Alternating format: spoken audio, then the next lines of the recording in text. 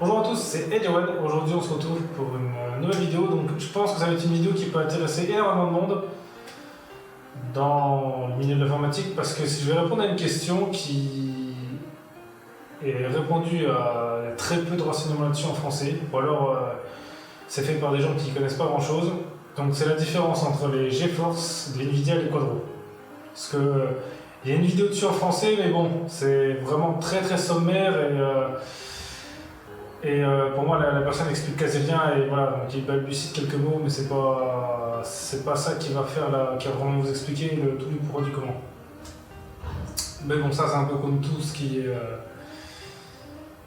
est en rapport avec la 3D, les termes techniques, ou quand on rentre dans du matériel un peu plus spécifique qui n'est pas grand public, souvent les gens sont un peu largués. Surtout les vendeurs ou ceux qui se revendeurs pro, soi-disant, donc c'est un peu malheureux. Donc, alors déjà pour commencer, donc déjà on va comparer ce qui est comparable. Donc les quadros en fait à la base sont faits sur les puces des GeForce, c'est-à-dire que c'est souvent la même chose, presque, à quelques différences près. Mais en gros c'est ça. Par exemple, vous prenez une RTX 4000, c'est l'équivalent d'une 2060. Vous prenez une RTX 5000, c'est une 2070 et ainsi de suite quoi. Et là par exemple la RTX 8000 qui est la carte graphique la plus chère au monde, qu'on peut mettre dans des ordinateurs à peu près normaux, on va dire. Donc c'est un peu l'équivalent de la RTX Titan. Alors la RTX 8000 est juste un tout petit peu différente parce que ils sont quand même un peu plus puissantes. Celle-là elle est un peu plus puissante que la RTX Titan de 5%, mais bon, vu l'écart de prix, ça vaut pas le coup. Donc en gros c'est ça en fait. Donc il y a peut-être, donc voilà, vous expliquer chaque carte graphique à sa base, mais bon, moi je vais prendre le meilleur exemple pour moi qui montre que les quadros le prix est trop abusé, c'est la RTX 5000. Donc on va dire, je crois qu'elle est un peu plus puissante que la 2070, mais genre de très très peu, parce que les composants sont un peu différents. En fait ce qui va changer, hormis les teraflops avec la fréquence d'horloge du processeur, choses comme ça, donc il y a une petite différence, mais je crois que seulement, en gros ça ne doit pas dépasser les 5% de diff en général. Bon, des fois il peut y avoir des exceptions, mais en gros c'est ça. Donc alors pourquoi ça vaut pas le coup? Alors, on va parler de ça. Qu'est-ce que les quadros hormis ça? Donc hormis ça, en fait, les quadros, ce qui change, c'est que contrairement aux GeForce, il n'y a qu'une Nvidia qui en vend, c'est-à-dire qu'ils ne vendent pas leur puces à d'autres constructeurs comme les 6 GB, etc.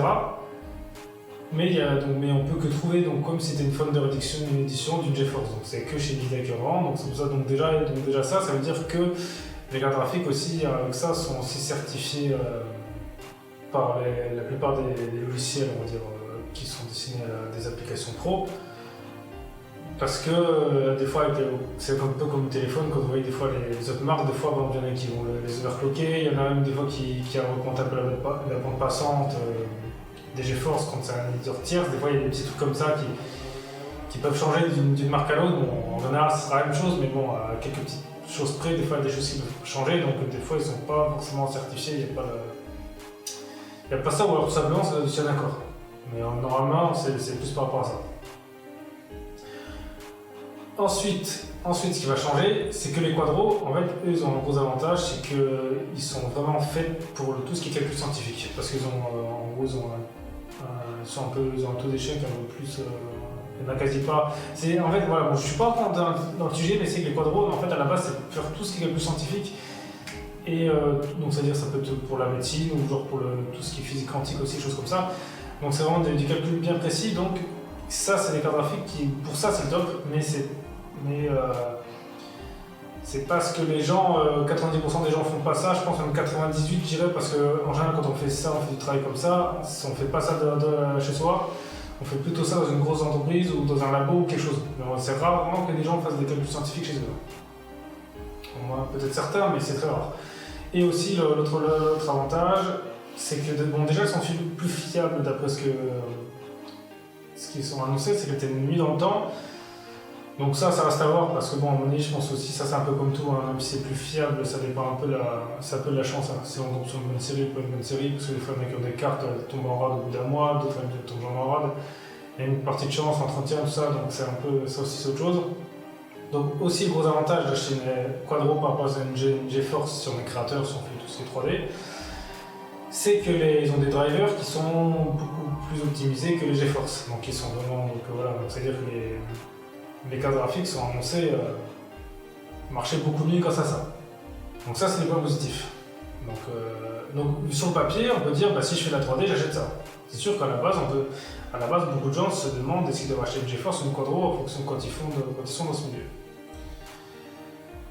Maintenant, la réalité, et ce qu'il faut prendre en compte, c'est déjà le prix. Parce que le prix, pour moi, c'est l'argument qui va tout faire. On va devoir repartir sur la RTX 5000. Donc, la RTX 5000, elle vaut aux alentours des 2000 €. Pour, je répète, une carte graphique qui est la base, la même puce qu'une 2070.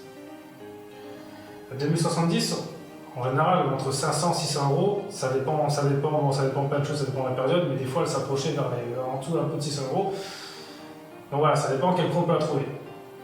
Donc là, c'est-à-dire qu'avec le prix d'une 2070, on peut presque en mettre 4, voire 3 sûrs, mais ça dépend de vos encore l'achète, mais même si on part sur 3, vous pouvez en mettre 3 facilement pour le prix d'une.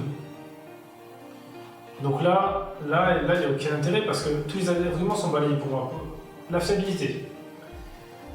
Je pense pas que la Quadro, tu vas me dire, c'est vrai qu'on flingue 3 GeForce, je pense pas qu'une Quadro elle résistera aussi. À mon avis, ça m'étonnerait que, ok, on peut en flinguer une, la Quadro résiste mieux, mais déjà en termes de fiabilité, au moins, avec le prix d'une, on peut en acheter 3. Donc il faudra vraiment pas avoir de chance si on en flingue 3, c'est qu'il y a vraiment un problème dans le config, je pense, ou de refroidissement. Donc déjà c'est le premier point qui va lier. Ensuite, justement, la puissance. Donc on dit, ok, les Quadros sont mieux optimisés, mais ils seront pas mieux optimisés, ils ne vaudront pas 3 fois une carte, 3 cartes graphiques GeForce quoi. Du même prix, donc c'est. Donc là l'argument là est balayé aussi parce que même peu importe les drivers que vous avez, au bout d'un moment il y a quand même une différence avec la puissance que ça développe. Donc vous pourrez en mettre 3 pour une. Donc là c'est sûr qu'on va regarder. Et puis justement pour montrer aussi que c'est nimp, regardez les benchmarks. En général vous avez aucune. Quand justement il y a plusieurs cartes graphiques, il n'y a aucune Quadro qui est dans le top, qui est dans même les 3 premiers quoi. Là c'est Titan RTX, c'est 2080 Ti pour tout le temps. Mais regardez le Quadro, hein. La 8000 je crois qu'elle défend pas trop mal, mais dès qu'on en met 2 ou 3 c'est fini. Je veux dire, là en termes de rendu, l'argument des drivers est terminé. Donc là il sert à plus rien parce que la carte sera moins puissante. Et puis regardez, pour 2000 €, vous pourrez presque mettre 2 2080 Ti. Vous n'êtes pas loin, et puis même autant le faire parce que il y aura peut-être 200-300 € d'écart, et là, donc vous voyez. Donc ça, l'argument de la puissance, il n'y en a pas. Donc c'est pour ça que les Quadros, il y a puis même dans le game c'est pareil, hein, prenez la Titan, la RTX 8000, bon là elle a baissé de prix, mais en France chez Guilherand encore aux alentours des 7800-7900 €, la dernière fois j'ai regardé. La Titan RTX elle vaut quoi 2800, vous pouvez en mettre 2 facilement. C'est pareil, il n'y a plus d'argument. Et en plus on aura la même chose parce que je sais que l'avantage de la RTX 8000 c'est qu'elle a 48 Go de RAM, mais vous mettez 2 petites RTX, vous avez la même chose. Donc là ça revient même. Donc là, pour moi la RTX 8000 encore c'était la seule qui avait, pour moi qui avait une. Bon elle était vraiment trop chère quand elle est sortie, mais elle avait encore une raison de l'être. Pour 2 raisons, parce que là, la première elle est sortie 3-4 mois avant la petite RTX, donc on va dire si on veut la puissance tout de suite brute et qu'on ne peut pas attendre, on lâche l'argent, ok. Et je crois qu'elle était légèrement plus, vu qu'elle avait plus de RAM, elle avait 48 Go de RAM, elle était quand même plus puissante que la RTX, mais pas beaucoup, il n'y avait pas de grosse différence entre les deux. C'était pas énorme, mais elle avait des arguments, alors que les autres ils en ont pas. Les autres en dessous, là, même la RTX, la 4000, elle vaut 1000, la RTX 4000 elle vaut 1000 € à peu près. Vous pouvez mettre 3 facilement aussi 2060, ça vaut pas le coup non plus. Mettre même 1000 €, vous pouvez même mettre une 2080 Ti, vaut pas le coup. Donc pour moi les Quadros servent que pour ceux qui font du travail, des calculs scientifiques, choses comme ça, sinon il n'y a aucun intérêt d'acheter une Quadro. Il n'y a aucun intérêt parce que vous gagnerez ni en puissance, ni en fiabilité parce que vous pourrez en acheter les autres, même si c'est pas le but, mais bon, voilà, quitte à. Et c'est d'ailleurs aussi pour ça, c'est que quand on achète une workstation, même si on regarde les configurations de certaines workstations personne n'a de Quadro maintenant. Avant c'était le cas, mais maintenant plus personne n'en a une. Maintenant c'est toutes des.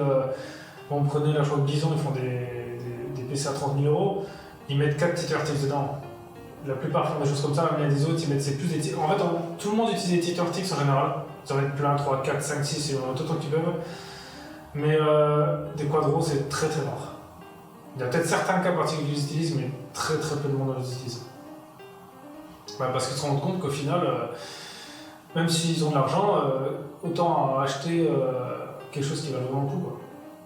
Donc c'est pour ça en fait la vidéo là pour moi est importante parce que beaucoup de gens des fois sur les forums ils demandent ouais je voudrais moi c'est un 3D. Il y a des gens des fois même s'ils sont 10 000 € de budget, des fois je vois des gens qui diraient quadro. Donc même si des fois ils ont 10 000 € de budget, il y a des gens sur des forums, ils leur disent ouais prendre quadro. Ben oui mais ça sert à rien en fait. Tu vas dépenser plus pour rien. Même j'ai déjà entendu comme quoi une quadro, quand on fait un rendu avec, ça permet de ne pas avoir de bug de texture. J'en ai jamais eu avec une GeForce, donc je sais pas. Ça reste à voir. Mais en général, si on a un bug de texture, c'est rarement la carte graphique qui fait une connerie au rendu, c'est plus la texture qui est mal appliquée ou qui a un truc derrière. Ou qui est mal faite, ou que le mesh qui a un problème, mais rarement ça. En tout cas, d'après ce que j'ai vu, c'est quand même quand je m'étais mis. Moi, j'avais de problème. Donc c'est. Bon, après, ça reste à vérifier. Donc voilà, c'est pour ça que c'est vraiment utile, c'est pour ça que c'est vraiment important si vous voulez acheter des cartes graphiques, oubliez les quadros. Si vous faites dans la création dans le jeu vidéo, même si vous jouez, ça sert à rien. À part pour vous dire ouais j'ai une quadro. Si vraiment vous avez de l'argent en foutant l'air, vous voulez juste j'ai une quadro, ouais, faites ça. Si vous voulez juste aller le prestige de ça, faites-le. Mais si vous voulez vraiment un truc efficace, et que vous n'avez pas forcément un budget limité, vous ne voulez pas dépenser dans n'importe quoi, là ça sert à rien d'acheter. C'est ce sera de l'argent bêtement perdu, mais bon après. À moins que dans le futur fasse quelque chose, mais d'un côté c'est pour ça que moi aussi je comprends pas, c'est qu'ils font rien. En fait les quadros vaudraient le coup je pense si elles coûteraient je sais pas 200-300 € plus max qu'une normale. C'est pas plus. Mais bon peut-être qu'un jour ils changeront ça Nvidia parce que quand ils se rendent compte que plus personne n'utilise, parce qu'à la base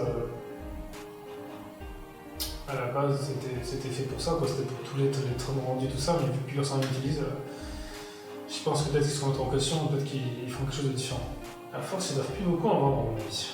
Regardez la vidéo justement avant de vous poser des questions, comme ça vous saurez qu'est-ce qui vous correspond mieux. Parce que voilà, ça aussi c'est ce que je vous conseille, c'est quand vous allez demander des choses, des fois je sais que beaucoup de gens demandent sur internet parce que le milieu dès que vous se lancez dans la création, ils n'ont pas forcément la réponse. Que des fois, dès qu'on fait des recherches, on tombe sur des réponses différentes, en tout cas, ce que je vous conseille, c'est justement essayer de vous renseigner vraiment par vous-même dans ce que ça fait, parce que la plupart des gens sur internet ils vont vous dire des choses qui n'en servent rien parce qu'ils l'utilisent pas. En fait, c'est ça, c'est des gens des fois qui font ils ont fait une fois un truc sur Blender, un petit truc, ils ont fait une fois un peu de montage vidéo parce qu'ils sont youtubeurs, ils font du montage vidéo. Ouais, non, mais ça veut rien dire. Quand vous faites vraiment la 3D pure, il y a énormément de choses à prendre en compte qui est différent de la pure vidéo, parce que la pure vidéo, un cadre graphique servira vraiment en temps rendu et encore on peut s'en passer. S'en passer parce que le processeur joue aussi pas mal, donc on peut. Ça dépend du logiciel. Même si là justement Adobe va enfin mettre à jour faire en sorte que les cartes graphiques améliorent le rendu des vidéos, parce que c'est vrai qu'ils étaient un peu à la ramasse là-dessus. Mais bon, donc voilà, c'est pour ça, renseignez-vous d'abord, et les quadros, voilà, ça ne servira que si vous avez travaillé dans un domaine bien spécifique, mais pas dans tout ce qui est création. Donc voilà, c'était Edgeon de la chaîne AGUI, on se retrouve la prochaine pour une prochaine vidéo.